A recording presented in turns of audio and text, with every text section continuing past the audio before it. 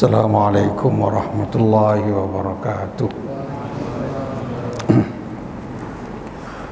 Innal hamdalillah nahmaduhu wa nasta'inuhu wa nastaghfiruh wa na'udzu billahi min shururi anfusina wa min sayyiati a'malina.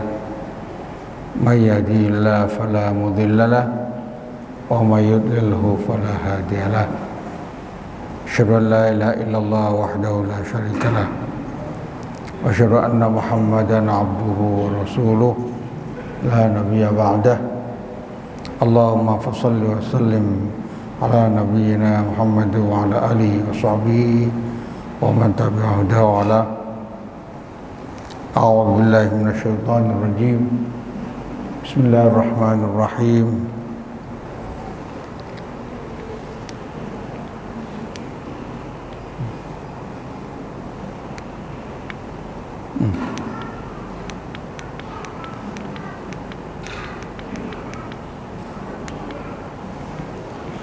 Innamal mu'minuna alladhina idza dzukirallahu wajilat qulubuhum wa idza tuliyat 'alaihim ayatuhu zadatuhum imanan wa 'ala rabbihim yatawakkalun. Alladhina yuqimuna shalah wa mimma razaqnahum yunfiqun. Ulaika humul mu'minuna haqqan lahum darajatun 'inda rabbihim wa maghfiratu wa rizqun karim. Bapak-bapak dan ibu-ibu sekalian yang saya muliakan, melanjutkan kajian bulan yang lalu bahwa mukmin yang tidak mungkin dikalahkan adalah mukmin yang sesungguhnya. Mukmin yang unggul adalah mukmin yang sesungguhnya. Jadi pada kajian sebelumnya bahwa antara mukmin dan muslim itu ada perbedaan. Ada perbedaan. Kalau mukmin yang sesungguhnya adalah yang dijelaskan surat Al-Hujurat ayat 15 dan sudah dikaji. Innamal mu'minuna alladzina amanu billahi wa rasulihi thumma lam yartabu wa jahadu bi amwalihim wa anfusihim fi sabilillah ulaika humus shadiqun.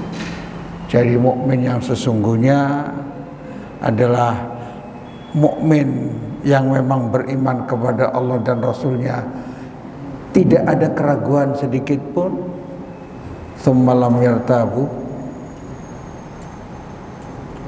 dalam semua aspeknya, baik tauhid uluhiyahnya, tauhid rububiyahnya, tauhid asma sifat, tidak ada keraguan. Itu cirinya. Kemudian mukmin yang mau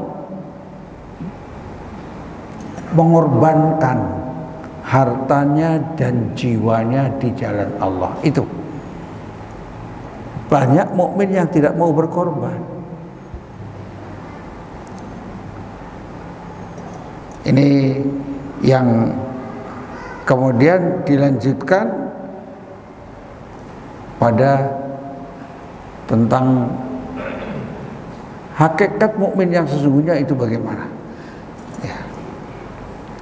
Ini diriwayatkan dari Muhammad bin Abi Al-Jahm Anil Harith bin Malik Al-Ansari, diriwayatkan dari Harith bin Malik Al-Ansari annahu marra bi Rasulillah sallallahu alaihi wasallam, bahwa beliau ini seorang Ansar, Harith bin Malik, marra bi Rasulillah sallallahu alaihi wasallam, melewati Rasulullah sallallahu alaihi wasallam, bertemu maksudnya. Faqala lahu, Rasulullah bertanya kepada siapa? Harith.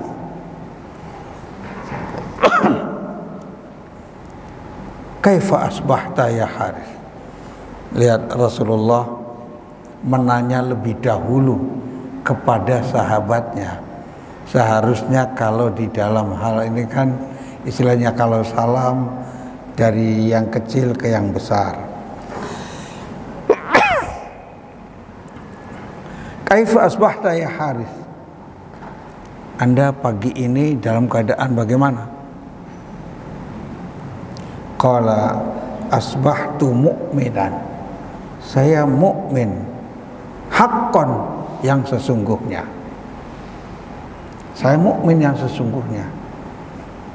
Unzur ma taqul.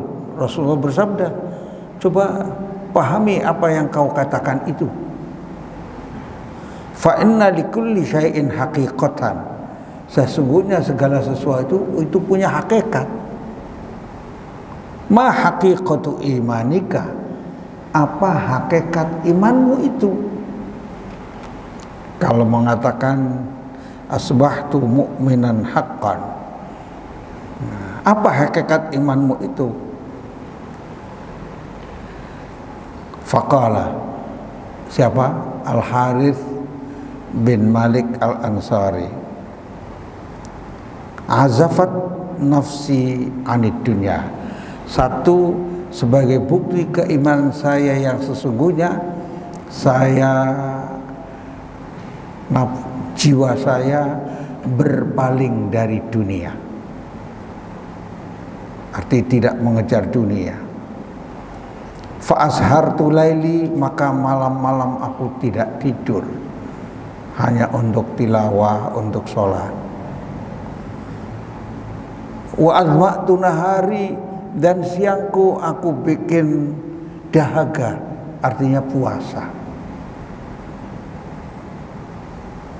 Wa ka'anni anzur ila arsy rabbi, dan seakan-akan aku melihat arsy Rabbku barizan, nampak arsy Allah nampak seakan-akan.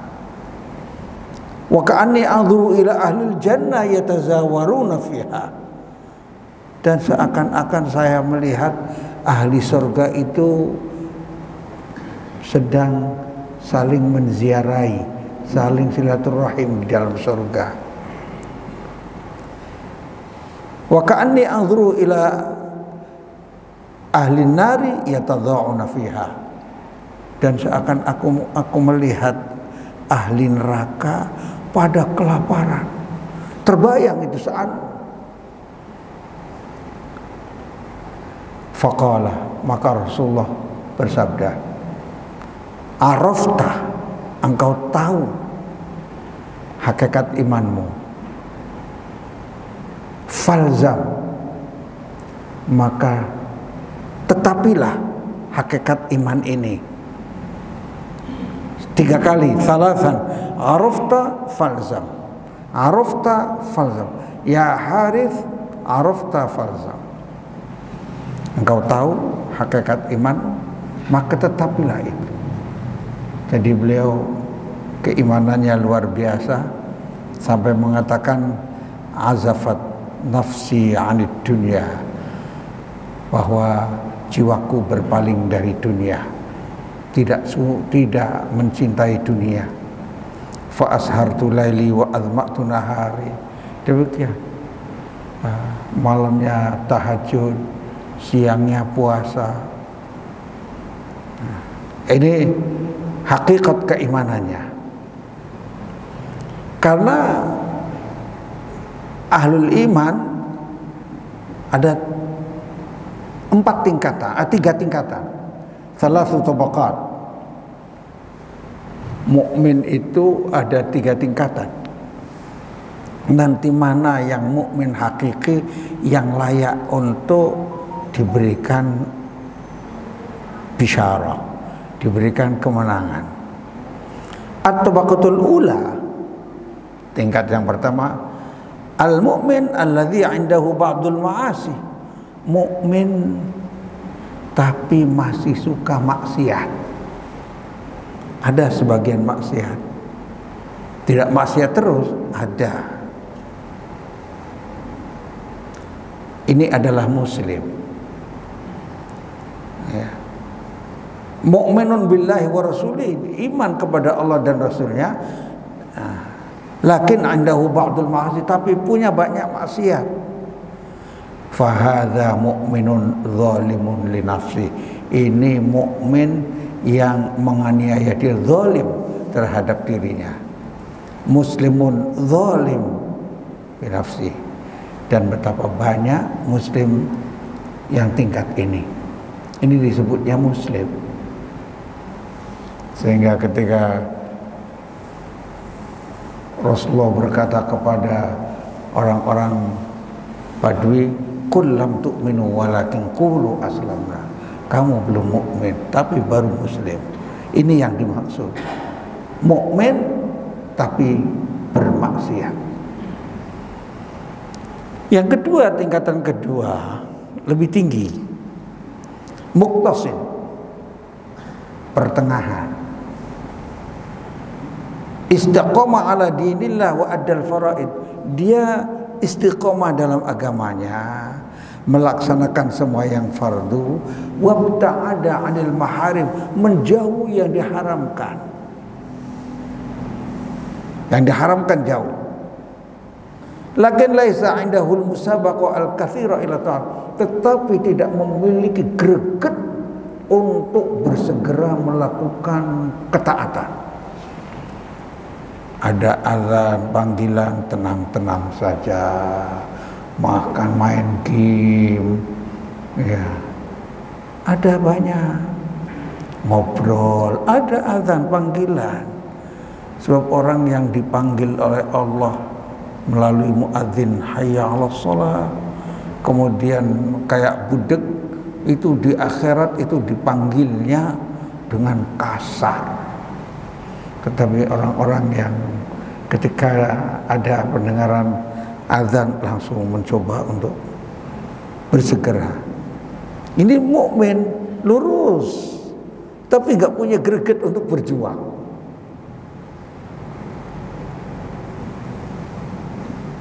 Walaisa 'indahu al-musara'ah ila anwa'il khair, tidak memiliki gerakan cepat untuk berbuat baik. Kalau orang berbuat baik kan ingin ini harus dibuat, punya proyek-proyek, program-program yang jelas, tidak mengurusi dunianya saja, tapi program-program akhiratnya jelas. Oh, ini mengadakan tahfidz Quran, ingin mengadakan ini, itu orang yang hatinya menyala terus untuk menghidupkan agama Allah. Ziyadatan 'alal wajib, selain yang fardu ini, yang sunnah-sunnahnya itu tahajudnya rajin, sholat duhanya rajin. Ini yang kedua ini. Tetapi tidak memiliki gerakan cepat untuk terhadap kebaikan-kebaikan yang lainnya. Nah, hunaka tabaqatun tsalitsah, ini yang tingkatan ketiga, dianggap sebagai yang sempurna imannya. Dijelaskan, wahyallati ma'a ada'il faraid wa tarkil maharim, yaitu orang-orang yang sifatnya ini selain melakukan yang fardu, meninggalkan yang haram, indahal musabaqah ilal khairat, bersegera kepada kebajikan-kebajikan, al musara'a ila anwa'i ta'at, bersegera kepada macam-macam ketaatan. Melihat anak-anak muda di lingkungannya Qura ini punya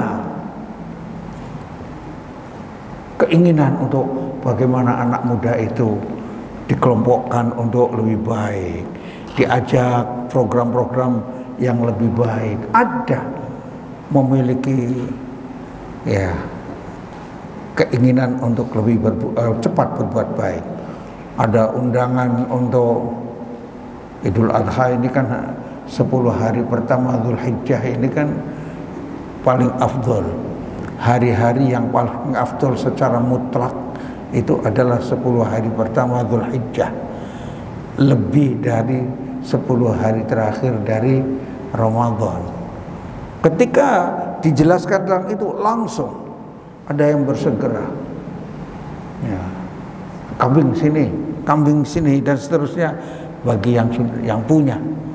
Sebab hadisnya mangkana lahu sa'ah, barang siapa memiliki keluasan harta, walam yudhahi, tapi tidak berkurban, fala yaqrabanna musallana, maka jangan dekati musalla kami. Jadi ini penting, ciri orang mukminnya itu ya. Kalau bulan yang lalu insya Allah saya terangkan mu'wadu semalam yartabu wajahadu bi amwalihim wa anfusihim fi sabilillah, berjuang dengan harta dan jiwanya di jalan Allah. Itu bedanya, mau untuk itu mukmin yang hakiki, yang disebut ya nanti as-sabiqun, ya, yaitu wahumul muqarrabun, mereka orang-orang yang selalu paling depan di dalam kebajikan. Fastabiqul khairat itu dibuktikan untuk berlomba dalam kebajikan, insyaallah.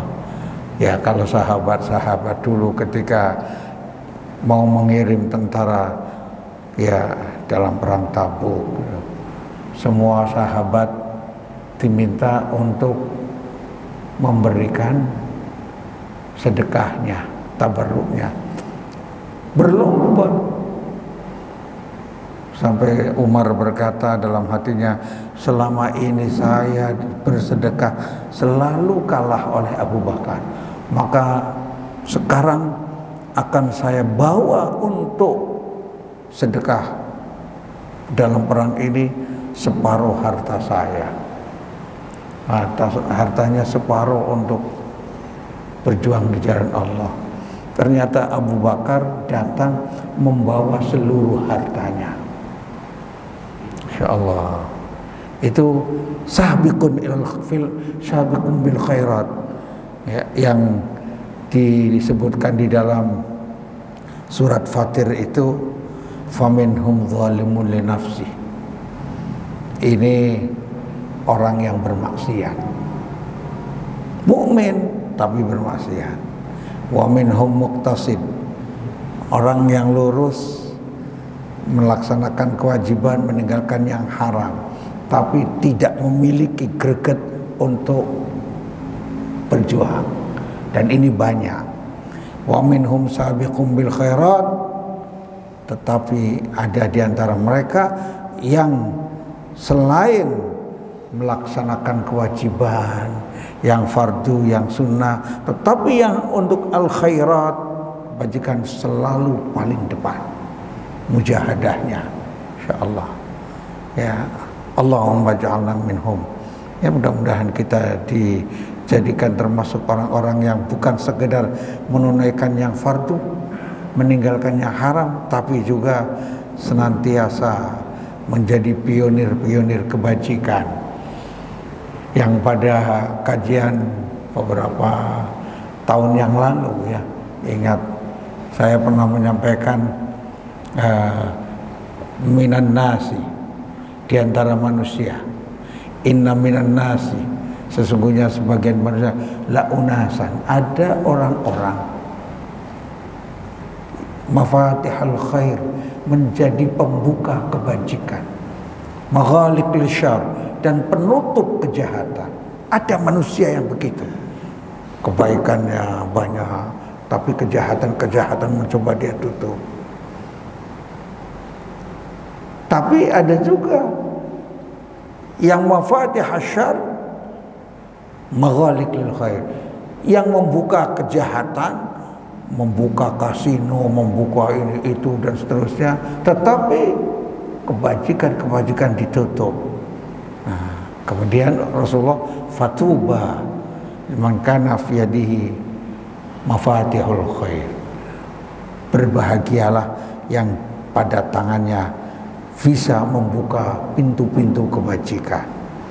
Ini menurut sabiqun bil khairat, berusaha untuk paling depan di dalam masalah kebajikan.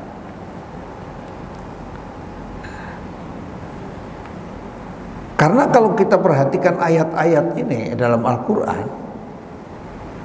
ya, mukmin, tapi ada yang tingkatannya al-abror, orang-orang berbuat baik aja. Tetapi ada juga yang minal muqarrabin, termasuk orang yang bukan sekedar baik tapi dekat dengan Allahnya itu dengan amal ibadahnya luar biasa.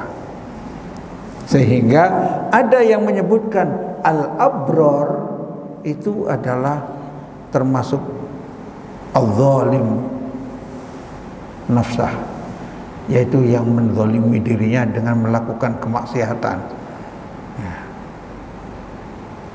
Walaupun mukmin tetapi melakukan kemaksiatan. Nauzubillah min dzalik. Dan tidak sedikit dari umat ini yang masih kondisinya seperti itu, maka kita kewajibannya dari keluarga kita itu mencoba bukan sekedar baik tapi memiliki ya semangat mujahadah di dalam kebaikan. Kalau setan luar biasa menggoda manusia, kalau kitanya tidak luar biasa di dalam menebar kebaikan, nanti kebaikan itu akan terpinggirkan, termarginalkan dalam kehidupan.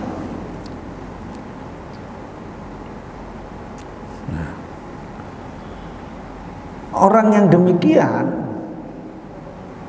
yang melakukan kewajiban, menjauhi segala yang haram, tapi juga bersegera untuk membuka-buka pintu kebajikan,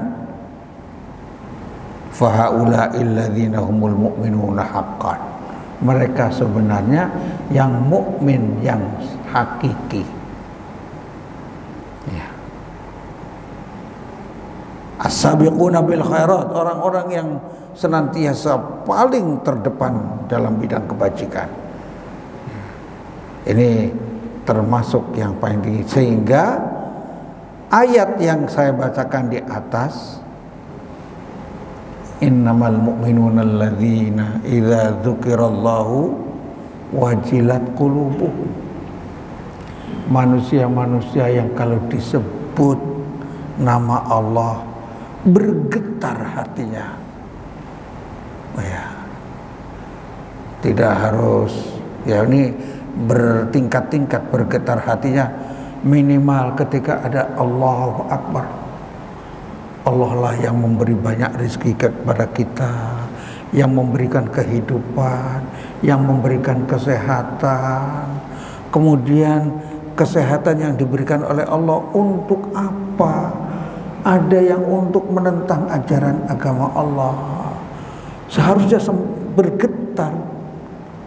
Karena kita kalau sekarang dimatikan oleh Allah, diwafatkan, kemudian boleh jadi kemaksiatannya banyak, yang belum tentu kita istighfar kemaksiatannya sudah diampuni. Kita sholat mungkin banyak, tetapi sholat kita apakah betul-betul khusyuk atau tidak, apakah diterima atau tidak. Sebab innama yataqabbalullah minal muttaqin, Allah hanya menerima amal dari orang bertakwa. Sehingga merasa ketika disebut nama Allah seharusnya adalah bergetar, takut, khasyah. Bukan berarti langsung bergetar ininya, tapi dalam jiwa ini ada rasa. Kalau dihisab, kalau melihat orang sedang dikubur sendirian kemudian ditinggalkan, kita sudah bisa membayangkan kalau tidak ada amal solehnya, baca Qur'annya sedikit, kedatangan malaikat mungkar nakir bagaimana? ditanya ini itu kemudian tidak menjawab. Itu rasa itu khasyah, rasa takut itu membuat hati kita bergetar. Lihat alaihim ayatu zadatuhum imana. Kalau dibacakan ayat Al-Quran, ayat-ayat tentang kebesaran Allah, tambah iman. Coba bapak-bapak, ibu sekalian, seringlah kita melaksanakan perintah Allah. Wa fi anfusikum afala tubsirun. Tidakkah kamu sekalian melihat kepada diri kamu sekalian?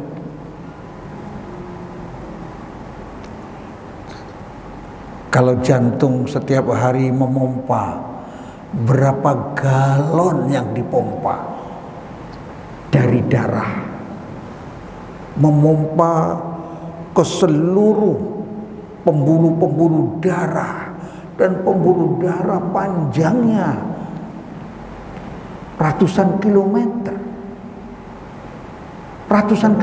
pembuluh darah yang ada di setiap insan itu dialiri darah oleh jantung yang tidak besar itu. Apa maksudnya? Ginjal yang kecil itu bisa membersihkan darah terus, barangnya kecil, tetapi juga protein-protein yang masuk ke dalam diri kita dirubah oleh ginjal menjadi darah. Sehingga orang yang ginjalnya terganggu, yang sudah cuci darah, sering ditambah dengan darah. Berapa kantong, sekantong, 2 kantong. Setiap cuci darah kadang-kadang begitu. Dan ketika geletak 4 jam setiap cuci darah, capek. Nah, kalau dibacakan ayat-ayat tentang ayat kauniyah, dibacakan tentang ayat-ayat Al-Quran, ya, bayangkan kalau mendengarkan ayat-ayat yang dibaca oleh imam tadi, Masya Allah, kita ini harusnya semakin hari semakin luluh, iman bertambah. Sehingga Imam Ghazali itu mensyaratkan untuk khusyuk faham, at-tafahum, kata Imam Ghazali. Ada 5 langkah untuk bisa khusyuk menurut Imam Ghazali dalam kitab Yahya itu. Jadi dibaca ayat-ayat Allah itu imannya nambah. Betapa banyak orang-orang yang dibaca ayat tenang aja kayak, karena nggak ada pengaruhnya. Kadang-kadang nggak, ya kita ada yang nggak paham, kadang-kadang ayat dibaca kita nggak paham. Ini artinya yang kalau dibacakan ayat-ayat ini menuntut bukan sekedar melakukan yang fardu dan meninggalkan yang haram, tetapi al-musabaqah ilal khairat, berlomba di dalam kebajikan.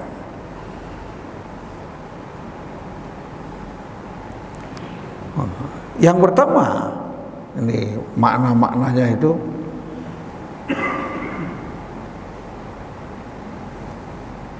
innamal mu'minuna alladzina idza dzukirallahu wajilat qulubuhum.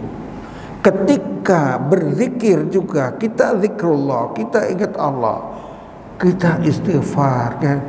Itu hati ini semakin rasa takutnya kepada Allah. Sehingga disebutkan di dalam surat Ar-Rahman itu, waliman khafa maqama rabbih jannatan, bagi yang takut terhadap ya haibah dan kehebatan Rabbnya akan diberi 2 surga. Di dalam surat An-Nazi'at, yang pernah dikaji juga di sini. Wa amma man khafa maqama rabbih wa nahan nafsa 'anil hawa fa innal jannata hiyal ma'wa. Adapun orang-orang yang memiliki rasa takut kepada kehebatan Allah, kedudukan Allah, wa nahan nafsa 'anil hawa, dan melarang dirinya, mencegah dirinya dari mengikuti hawa nafsu, maka kalau memiliki itu, fa innal jannata hiyal ma'wa, surga adalah sebagai tempat. Jadi rasa takut, rasa khasyah, al-khauf terhadap Allah, itu ciri mukmin hakiki. Allahumma arzuqnal khasyah wal khauf min Allah. Mudah-mudahan kita diberi rizki untuk memiliki rasa takut terhadap Allah. Ya, disebut nama Allah lewat saja kadang-kadang. Barengan untuk mainan, cuma nyanyi-nyanyi, tidak ada Allah-Allahnya disebutkan, tetapi tidak masuk ke dalam jiwa.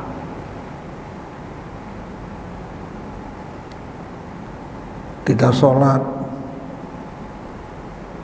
dalam doa iftitahnya, wajjahtu wajhiya lilladzi fataras samawati wal ardh. Aku menghadapkan wajahku kepada yang menciptakan langit dan bumi, kepada Allah. Tahunya otaknya kemana-mana, malu. Yang begitu-begitu malu kan, ya Allah. Kalau bukan karena rahmat Allah, kita ini hancur semuanya. Kalau bukan karena taufik dari Allah, hancur semuanya. Itu makom. Sifat yang pertama memiliki al-khauf wajalul qalb 'inda dzikrillah. Yang pertama. Sifat yang kedua, mukmin hakiki,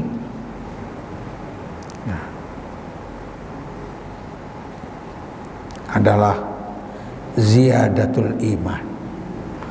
Kalau dibacakan ayat-ayat kauniyah, ayat-ayat Al-Quran, maka akan tambah imannya, tambah yakin.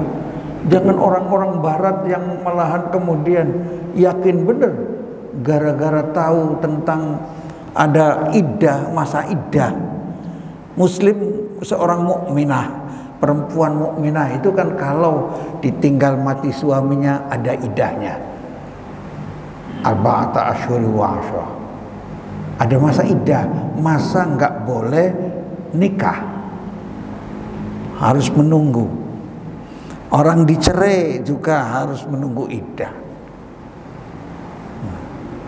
Dia teliti dalam kesimpulannya bahwa mukmin adalah orang yang paling bersih nasabnya, nggak campur aduk. Karena masa menunggu itu membersihkan pengaruh-pengaruh dari suami yang lama. Kalau ditinggal mati, menunggu.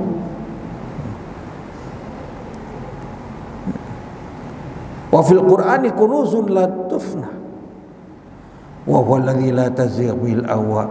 Dalam Al-Quran ini banyak sekali kalau diteliti ayat per ayat, Masya Allah, akan bertambah keimanan kita. Untuk itu, untuk generasi yang akan datang, anak kita, cucu kita, kita perlu siapkan anak-anak yang ngerti Al-Quran. Wa hadza kitabun anzalnahu mubarak. Kitab ini kami turunkan itu penuh keberkahan. Syaratnya liyadabbaru ayati, mentadabburi ayat-ayatnya. Untuk bisa mentadabburi ayat-ayatnya apa? Faham. Maka generasi yang akan datang kita siapkan generasi-generasi yang bisa memahami Al-Quran. Kalau anak kita. Ya ini kan kadang-kadang ada orang membaca sholawat, ada yang membaca ratibul haddad. Kadang-kadang apakah mengerti ya? Khawatirnya nggak paham. Bagaimana bisa ziyadatul iman? Perlu. Ya. Maka saya senang melihat kalau di sini ada program hafal Quran, kemudian ngerti ayat-ayatnya walaupun dengan terjemahan, ya, terjemahan yang standar dari Kementerian Agama itu, ya, itu faham betul, lumayan. Nah, kita nggak punya program untuk sehari minimal faham satu ayat. Faham satu ayat. 40 hari 40 ayat. Setahun kan 360 ayat. Ini lewat bertahun-tahun, pemahaman ayatnya kurang. Ini yang nggak sabiqun ilal khairat. Karena dengan ayat dan memahami sampai dikatakan ya dalam surat At-Taubah ayat 124, wa idza ma unzilat surah, apabila diturunkan satu surat, idza ma-nya ini ma zaidah, wa idza ma unzilat surah, apabila diturunkan satu surat, faminhum may yaqul, di antara mereka siapa yang mengatakan ayyukum zadatu hadi imana, siapa yang bertambah imannya ketika dibacakan surat, ketika diturunkan surat. Fa ammal ladzina amanu fazadathum imana, adapun orang-orang mukmin yang hakiki, diturunkan ayat, diperdengarkan ayat, itu bertambah imannya. Wa hum yastabsyirun, dan gembira ketika diterangkan ayat-ayatnya itu. Insyaallah. Ini yang kedua. Kita perlu menyiapkan generasi, ya jangan yang lama-lama udah. Kadang-kadang kita ya alhamdulillah sudah banyak ya ini, tetapi generasi yang akan datang bagaimana generasi Qurani, ya, jangan disamakan dengan orang Arab. Orang Arab bisa bahasa Arab langsung, kadang-kadang diterangkan ayat-ayat dari bahasa Arab mereka. Itu pun orang Arab banyak juga yang nggak paham tentang Al-Quran itu, banyak. Yang ketiga, at-tawakkul 'ala Allah, senantiasa pasrah kepada Allah setelah usaha maksimal, segalanya tetap kembali kepada Allah, tawakal kepada Allah. Wa 'ala rabbihim yatawakkalun, hanya, nah ini didepankan kalau dalam ilmu balaghah. Dalam ilmu balaghah itu kalau ada yang didepankan, asalnya yatawakkaluna 'ala Allah. Asalnya, tetapi Allah depankan wa 'alallahi falyatawakkal, hanya kepada wa 'ala rabbihim yatawakkalun, hanya kepada Rabb mereka bertawakal. Hanya. Qala Ibnu Katsir, nih dalam kata Ibnu Katsir, ay la yarjuna siwa, orang mukminnya hati tidak mengharapkan kecuali kepada Allah, harapannya kepada Allah. Wala yaqsiduna illa iya, dan tidak menuju menyengaja untuk sesuatu kecuali hanya untuk Allah. Wa ya'lamuna, kata Ibnu Katsir, annahu masyakan, dan mengetahui betul apa yang dikehendaki Allah mesti terjadi. Wa ma lam yasha' lam yakun, dan apa yang tidak dikehendaki Allah tidak akan terjadi. Wa annahul mutasarrifu fil mulki wahda la syarika, hanya Allah lah yang mengatur semua kerajaan dunia ini, semuanya hanya Allah. Siapa yang diangkat, siapa yang tidak diangkat? Allah. Qulillahumma malikal mulki tu'til mulka man tasha. Siapa yang dikehendaki? Hanya Allah yang menghendaki si fulan naik, ini tidak naik. Itu Allah. Tinggal manusianya saja ketika diberi ya ujian dengan kepangkatan, ujian dengan jabatan, tinggal diuji oleh Allah. Ini orang kemudian amanah atau tidak. Nah, itu tinggal bagaimana dengan Allah. Wa huwa sari'ul hisab. Allah maha cepat perhitungannya. Bahkan qala Sa'id bin Jubair, tawakal itu menurut Sa'id bin Jubair, at-tawakkulu 'ala Allah jima'ul iman. Tawakal kepada Allah adalah suatu inti daripada global iman. Secara global itu pada tawakal kepada Allah. Serahkan semuanya kepada Allah setelah berusaha. Ini sifat yang ketiga. Sedangkan sifat yang keempat adalah iqamatus shalah, menegakkan sholat. Berkali-kali dijelaskan menegakkan sholat artinya beda dengan menunaikan. Kalau zakat itu ditunaikan, tetapi kalau sholat itu ditegakkan. Maka iqamatus shalah wa yuqimuna shalah, dari kata-kata yuqimun, mendirikan sholat.